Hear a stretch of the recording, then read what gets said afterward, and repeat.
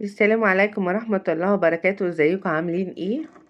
انا النهاردة جاية اتكلم في موضوع بعيد خالص كل البعد عن قناتي. انا ببعت رسالة لسارة، سارة البلوجر القمر اللي انتوا شايفينها قدامكم، اللي انا عايزة اقولها رسالة. عايزة اقولك يا سارة ان ربنا سبحانه وتعالى ورسول الله صلى الله عليه وسلم قال: من فقد حبيبتيه او كريمتيه له جزاء الجنة. فربنا سبحانه وتعالى لما يختارك يا سارة في ويبتليكي بحاجة زي كده، صدقيني مكانتك عند الله كبيرة جدا. واعلمي يا سارة ان احنا في الدنيا بتاعتنا دي دار ابتلاء، ان احنا جايين فيها كل واحد فينا عنده ابتلاء شكل. انا عايزة اقولك ان اللي حصل لك ده انا عارفة ان هو صعب، وعارفة ان هو قاسي، وعارفة اني مهما واسيكي وغيري يواسيكي ان هو قاسي وصعب جدا. بس عايزاكي يا سارة احتسبيه عند الله، احتسبي نفسك في منزلة كبيرة اوي ربنا اختارك فيها. ما تقوليش لنفسك ليه حصل لي، او تفتكري ذكريات. يعني ان شاء الله ربنا سبحانه وتعالى مين يعلم يمكن يردلك بصيرتك في يوم من الايام. ان شاء الله الطب تقدم و... وادي لنفسك طاقة امل. خلي ليكي نصيب من التمني اللي انت بتتمنيه.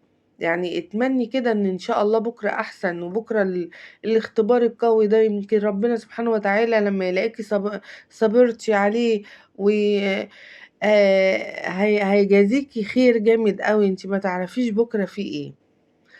نفس الكلام مع مصطفى خطيبك. انا ما بحبش اتدخل في تفاصيل، بس انا عايزة اقول حاجة. حتى لو هو خلاص الله يسهله راح لحاله، انا عايزة اقول بلاش حقيقي يا مصطفى ارجوك. هي كفاية اللي هي فيه. بلاش الطلوع على القنوات، بلاش خلاص. آم، لو هي كانت بتحبك ممكن تكون تعرف ان هي مأساتها اكتر، صدمتها اكتر في حبها ليك.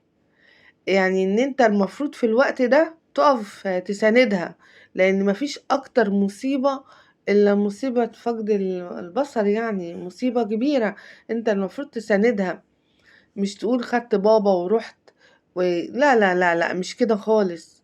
الوقوف جنب حد مش كده خالص. انا بس بطلب منك طلب، ان انت ما خلاص ما تتكلمش في اي قنوات ارجوك. كفاية اللي هي فيه. احنا كلنا كل الدنيا بتدعي لها، كل الدنيا يا بنتي بتتمنى لك. انا بعتبرك زي بنتي، انتي زي القمر. وانا حاطالك صورة احلى. يعني انتي قمر، حتى وانا شايفاكي مصابة قمر، اقسم بالله قمر. ملامحك الجميلة و... والطيبة اللي انتي فيها، حتى صوتك بينبع انك طيبة وبنت ناس وبنت اصول. بصي يا سارة، قوي نفسك واحتسبي كل شيء عند ربنا. وكلنا معرضين ان يحصل في حياتنا اي كارثة، اي حاجة. كلنا بنمشي على الله، كلنا ماشيين مش عارفين ايه اللي ممكن اقدارنا تودينا لفين.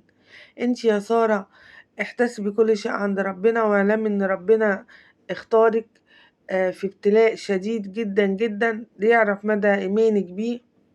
وان شاء الله تقومي بالسلامة. وكلنا بندعي لك، كل الناس بتدعي لك، كل الناس بتحبك، وكل الناس بتدعي لك. وكل الناس الوجه الجميل الطيب البريء اللي انا شايفاه قدامي. يا رب يا رب يا رب يشفيك يا بنتي ويصلح حالك. وعايزاكي تبقى قوية، عايزة اللي كانت بتطلع على اليوتيوب تبقى قوية. انا انا قناتي بعيدة تماما. انا قناة طبخ عيلة مصطفى حسام دي بعيدة تماما عن ان انا اعمل حاجة تخص. بس انا حسيتك بنتي، وحسيت ازمتك ان انتي بنتي. انا عايزاكي تقوي نفسك، عايزاكي تصلي، عايزاكي تستغفري كتير. عايزاكي لما الدنيا تضيق بيكي وتزعلي وتفتكري حاجات معينة، افتكري ان ربنا اختارك اختيار حلو قوي. ربنا سبحانه وتعالى لما بيحب عبد بيختاره وبيحطه في مكانه، وربنا حطك في المكانة ديت. وواقفة جنبك الأستاذة ريهام سعيد. ريهام يعني كتر ألف خيرها، وأنا شفت اللقاء بتاعها. كتر خيرك يا أستاذة ريهام على لقائك الجميل اللي انت عاملاه، ودايما بتقفي جنب الناس في كل شيء. وهي مش سايباكي. ممكن تكون أستاذة نعمة اتعرضت لمواقف كتيرة وصبرت واحتسبت عند ربنا. استمدي قوتِك منها، شوفيها هي حصل لها حاجات كتيرة وربنا قواها وربنا يعني وقف جنبها. فأنتِ كمان يا سارة عايزاكِ تقوي. وأنا ما عرفتش أتواصل، أقسم بالله يعني أنا مش عارفة أوصل لِك ولا تليفون ولا أي حاجة. أنا نفسي آجي أزورِك لحد عندِك، يعني أنا نفسي آجي أزورِك يا سارة لحد عندِك. ومش أنا لوحدي، ناس كتير عايزة تيجي لِك يا سارة، كلنا قلبنا معاكِ، وكلنا عينينا اللي أنتِ تشوفي بيها. و و وأنا باقول لِك أنا قناتي عيلة مصطفى حسام، عوزتيني في أي حاجة في يوم من الأيام أنا تحت أمرِك يا حبيبتي. وربنا يشفيكِ، وعايزاكِ قوية، وعايزاكِ قوية، وعايزاكِ ما تضعفيش، واعلمي إن ربنا اختارِك، واللي بيحبوا ربنا بيختاروا.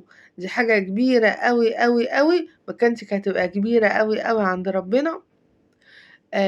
و وربنا يشفيكِ ويزيح عنِّك يا رب. ولا إله وباي باي.